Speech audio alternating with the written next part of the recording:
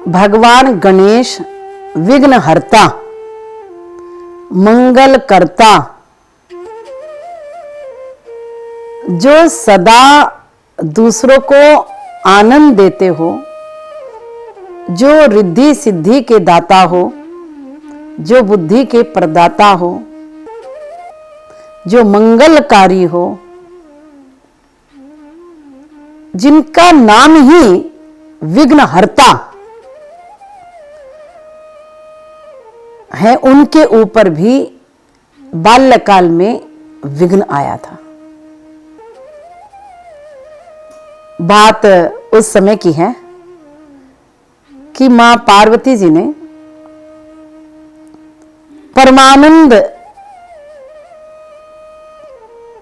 परमानंद में होते हुए उन्होंने अपने शरीर के मैल से एक पुत्र को जन्म दे दिया, जिनका नाम था गणपति। अब आपको एक बात याद दिलाना चाहती हूं, ये टेस्ट ट्यूब बेबी तो अब चला है। इस सृष्टि के रचयिता ब्रह्मा जी, इस सृष्टि को पालन करता विष्णु जी, और इस सृष्टि के संहार करता भगवान भोलेनाथ, जो आज जन्म है, जिसके माता पिता का नाम नहीं पता, उन्होंने उनके जैसा कोई सर्जन आज तक हुआ ही नहीं। मां भगवती, मां जगदम्बा, वो मां परांबा के जैसा कोई सर्जन हुआ ही नहीं। उन्होंने अपने मैल से ही गणपति को जन्म दे दिया था। यानी ये टेस्ट ट्यूब पे भी अनंत अनादि काल से चला आ रहा है, जिसको आज साइंटिस्ट ने विज्ञान की जननी धर्म से सीखा है। तो जब गणपति जी का जन्म हुआ तो मां स्नान करने चली गई और बालक को कहा कि पुत्र तुम दरवाजे पर खड़े हो जाओ, अगर कोई आए तो उनको अंदर मत आने देना। खड़े हो गए। उन्होंने अपने पिता से युद्ध भी किया था और उन्होंने देखा कि पुत्र बड़ा बलशाली है। बाद में उनको आभास हुआ भगवान को कि ये तो गोरख जी के द्वारा बनाया हुआ बालक है। एक बार भगवान भोलेनाथ और मां पार्वती जी अंतःपुर में विश्राम कर रहे थे,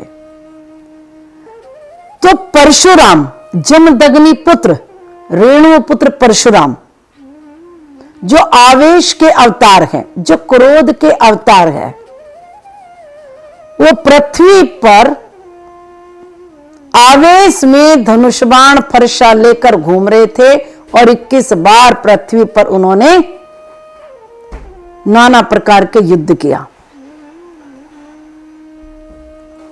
तो परशुराम जी थक गए।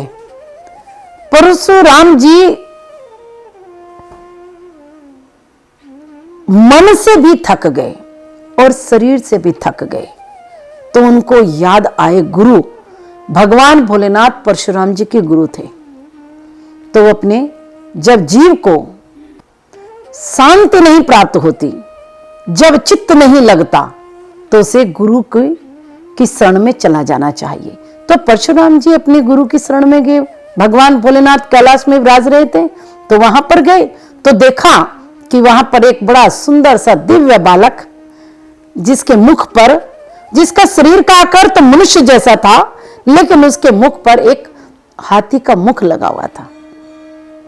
तो उन्होंने अंदर जाने के लिए कहा, हे बालक पीछे हटो, मुझे अपने गुरु, अपने पिता से मिलना है। उन्होंने कहा, माता पिता इस समय अंतःपुर में हैं और आप अंदर नहीं जा सकते महाभाग, आप कौन हैं?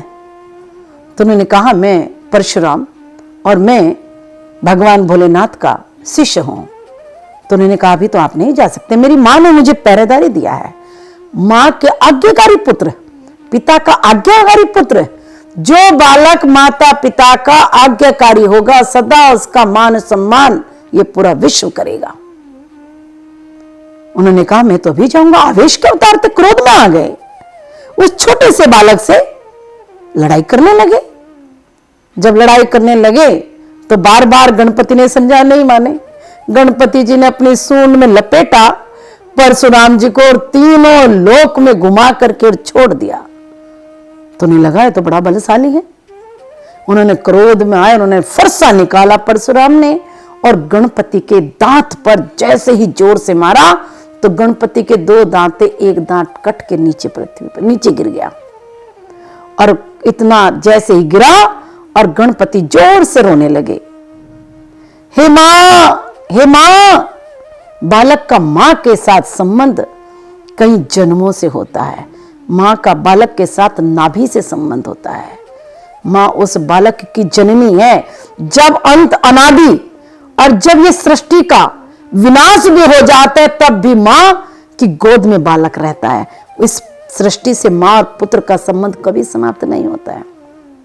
मां अपने पुत्र की आर्त पुकार सुन करके नंगे पैर दौड़ी चली आई और वेणी सिर से बालों से नीचे गिर रही थी। उन्होंने पुत्र को लहूलुहान देखा तो उन्होंने कहा, पुत्र ये क्या हुआ? तो देखा सामने परशुराम खड़े हुए थे और मां को क्रोधा अग्नि में देखते हुए ऐसे ऐसे थर थर कांपने लगे। पीछे पीछे भोलेनाथ आ रहे थे। भोलेनाथ ने इशारा किया, मां को प्रणाम कर लो। परशुराम जी ने मां को प्रणाम किया, लेकिन मां तो क्रोध अग्नि में एकदम जल रही थी। मेरे पुत्र का एक दांत कैसे तोड़ दिया? तभी परमात्मा ने लीला की, विष्णु भगवान ब्राह्मण के रूप में प्रकट हो गए। तो उन्होंने कहा, हे माता, तेरे पुत्र का गायन तो बहुत पहले ही वेदों ने कर दिया है। तेरा पुत्र एक दंतधारी होगा और पूरी सृष्टि में पूजक होगा। तुम क्यों चिंता करती हो? तब मां को उस ब्राह्मण के स्वरूप में विष्णु जी ने समझाया और कहा, हे मां, तुम्हारा पुत्र सुरक्षित है। देखो तो सही, तुम्हारे पुत्र को तो वेदों ने पहले ही गा लिया है कि तुम्हारा पुत्र एक दंतधारी होगा। तो इस बालक पर तुम क्रोध मत करो। तो इस तरह कहते हुए विष्णु जी के द्वारा कही गई बात मां भगवती ने, मां पार्वती ने अपने पुत्र को छाती से लगा लिया। तभी से गणपति जी एक दंतधारी कहलाए और वो विघ्न उनके ऊपर आया और वो टल गया। बोलिए गणपति भगवान की जय।